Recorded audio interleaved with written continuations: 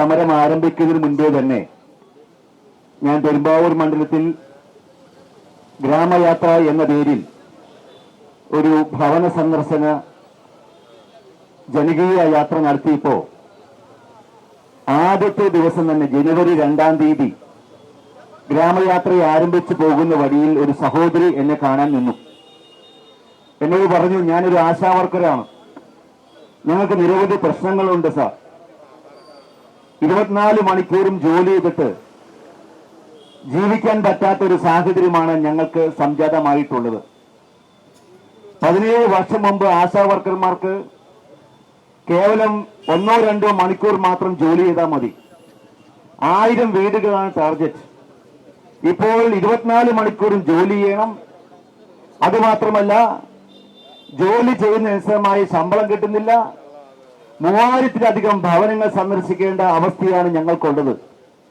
ഇപ്പോൾ കിട്ടുന്ന തുച്ഛമായ ഓണറേറിയം 7000 രൂപ കൊണ്ട്, അല്ലെങ്കിൽ ഡെയിലി കിട്ടുന്ന 230 രൂപ കൊണ്ട് ഞങ്ങൾക്ക് ജീവിക്കാൻ വയ്യാത്ത ഒരു സാഹചര്യമുണ്ട്. ആ സാഹചര്യം ഒന്ന് നിയമസഭയിൽ അവതരിപ്പിക്കണമെന്ന് പറയുകയും ആ ഗ്രാമയാത്രയിൽ തന്നെ ഞാൻ ഈ വിഷയങ്ങൾ പഠിക്കുകയും നിയമസഭയിൽ നിങ്ങൾ സമരം ആരംഭിക്കുന്നതിന് മുൻപ് തന്നെ ഞാൻ എന്റെ ശ്രദ്ധ ക്ഷണിക്കലായി ഈ പ്രശ്നം കൊണ്ടുവരികയും ചെയ്തു.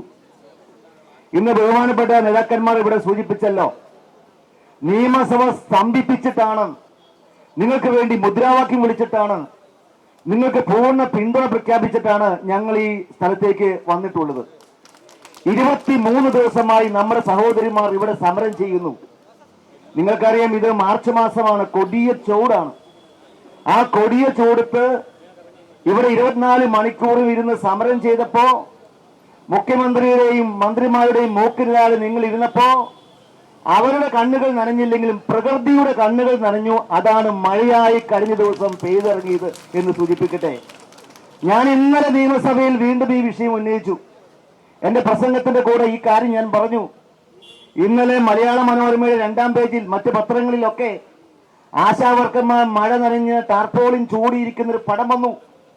വലിയൊരു മഴ പെയ്തു കഴിഞ്ഞാൽ ഒരുപക്ഷെ ഒരു പോലീസ് ഉദ്യോഗസ്ഥൻ മഴ നനഞ്ഞു നിൽക്കുന്നത് കണ്ടാൽ കോടയുണ്ടെങ്കിൽ നമ്മൾ പോയി വീണ്ടും ചൂടിക്കും.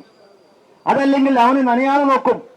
ഇത്രമധികം സഹോദരിമാർ, അമ്മമാർ, പെങ്ങന്മാർ ഇവിടെ ഇരുന്ന് നനഞ്ഞപ്പോ പോലീസ് അധികാരികൾ ഓടിയെത്തി അവൻ യഥാർത്ഥ മാർക്സിസ്റ്റുകാരനായി മാറി. അവരെന്താ പറഞ്ഞു? ടാർപോളിൻ അഴിച്ചു മാറ്റണം. നിങ്ങൾ അഴിച്ചു മാറ്റി, നിങ്ങൾ കെട്ടിയിട്ട് പോലുമില്ല. എന്താ ചെയ്തത്? ആരും ചെയ്തതുപോലെ മഴ നനയാതിരിക്കാൻ വേണ്ടി ടാർപോളിന് തലയ്ക്ക് മുകളിൽ പിടിച്ചു. സിദ്ദിഖ് ഇവിടെ അവതരിപ്പിച്ചല്ലാതെ അതുപോലെ മടക്കി വെക്കാൻ പറഞ്ഞു. ഞങ്ങൾ പണ്ടൊരു മുദ്രാവാക്യം വിളിച്ചിട്ടുണ്ട് പോലീസുകാരാ. ആ മുദ്രാവാക്യം എന്താണെന്ന് നിങ്ങൾക്കറിയാം. കാക്കിക്കുള്ളിൽ പോലീസെങ്കിൽ നിയമം ഞങ്ങൾ പാലിക്കും, കാക്കിക്കുള്ളിൽ മാർക്സിസ്റ്റ് എങ്കിൽ നിയമം ഞങ്ങൾ ലംഘിക്കും എന്നുള്ളതാണ് ആ മുദ്രാവാക്യമെങ്കിൽ ഞാനിവിടെ സൂചിപ്പിക്കുകയാണ്, ഈ ആശാ വർക്കർമാരുടെ കാര്യത്തിൽ സംസ്ഥാന ഗവൺമെന്റ് തീരുമാനമെടുത്തേ പറ്റൂ. 1000 രൂപയില്ലാതെ എങ്ങനെ ജീവിക്കാൻ കഴിയും? ഞങ്ങളുടെ നാട് പെരുമ്പാവൂരാണ്. 1 ലക്ഷം അതിഥി തൊഴിലാളികളുണ്ട്. ബംഗാളിൽ നിന്ന് വന്നവർ, അല്ലെങ്കിൽ ഒറീസയിൽ നിന്ന് വന്നവർ 1 ലക്ഷം അതിഥി തൊഴിലാളികളുണ്ട്. അവരൊരു ദിവസം 2000 രൂപ സമ്പാദിക്കുന്നുണ്ട്. പാവപ്പെട്ട ആശാ വർക്കർമാർ രാവിലെ മുതലേ വീട് വീടാന്ന് കയറി ഇറങ്ങി ഈ പണികളെല്ലാം ചെയ്തു. എന്താ ഒരു സഹോദരി, ഞങ്ങൾക്ക് പട്ടിപ്പണിയാണ്. പിന്നെന്താ? പട്ടിപ്പണിയാണ്, എച്ചിൽ കാശാണ്. അതുമാത്രം രാജകീയമായിട്ടുള്ള ജോലിയാണ്. ജോലി അറിയുമ്പോ ആശ, വലിയ ജോലിയാണ്, നമുക്ക് നല്ലൊരു ജോലിയാണ് പറയും ആശാ വർക്കർമാർ. സമൂഹത്തിൽ വിലയും നിലവുണ്ട്. പക്ഷെ തുച്ഛമായ വരുമാനം, ഈ പണിയെല്ലാം ചെയ്യണം. നമുക്ക് ജീവിക്കാനുള്ള സാഹചര്യമില്ല. ഒരു അതിഥി തൊഴിലാളി 2000 സമ്പാദിക്കുമ്പോ നമ്മുടെ അമ്മമാർക്ക് 24 മണിക്കൂർ ഡ്യൂട്ടി 230 രൂപ. ഞാൻ ആശാ വർക്കറെ കല്യാണ വീട്ടിൽ വെച്ച് കണ്ടു. കക്ഷത്തിലൊരു ഡയറി, മരണ വീട്ടിൽ കണ്ടു. ഇപ്പുറത്തെ ഡയറി, ഈ ഡയറിയും വെച്ചുകൊണ്ട് പോയിക്കൊണ്ടിരിക്കുക. എപ്പോഴാണ് വിളി വന്നതെന്ന് പറയാൻ കഴിയില്ല.